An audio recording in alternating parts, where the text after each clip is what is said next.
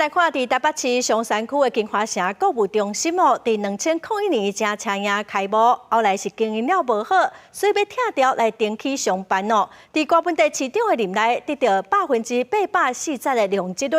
因为金华城毋是都市更新，也是围绕重建案，所以引起真侪争议哦。今仔解破新闻，咱就要请伊姐详细来解说，互观众朋友来了解。是主播。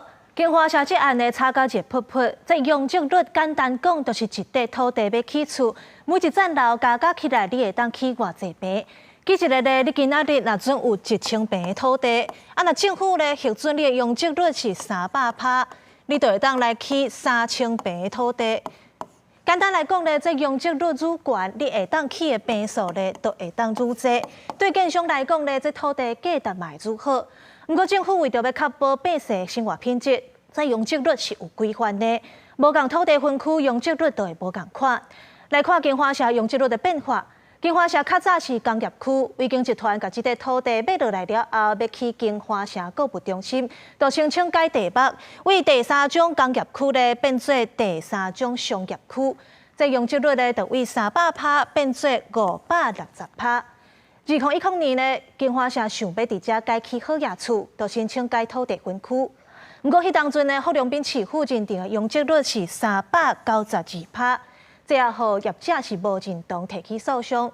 一直到2018年，高本地市府依照监察院的纠正咧，确定这金华社的容积率是560%，到遮拢算是正常的定数。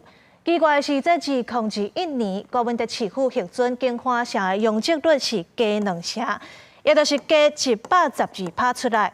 另外，佮加上金华社家己买容积移转加3成，也就是加160%容积率。加起来咧，嘛，互金华社容积率一声来到840%遮尔悬。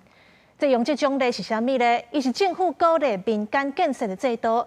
亲像中央有针对都市更新甲危险的老建筑重建案，拢有相关的奖励办法。业者爱达成什么条件，摕到偌济奖励，拢有明确的规范。不过金华社这案呢，伊毋是都市更新，也嘛毋是危险的老建筑，是台北市府的都委会家己创下这3项奖励来大放送，送互金华社加2成的奖励。金华社这案呢，上大的争议就是这840%是为倒位来的。 都委会创立3项奖励无法院的依据，互金华社这款毋是都经、毋是围绕的，嘛会当来申请容积奖励。未输是咧替个案开后尾门，找遍保有独立财团的记录。而且自当时都委会裁定加2成，是主席直接裁示当市长的囡仔，并无经过委员投票，这决策是无正当性的。目前金华社这案例还等咧调查。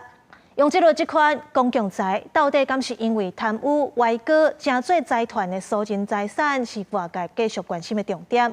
以上就是今仔日解破新闻，咱个时间交登去互主播。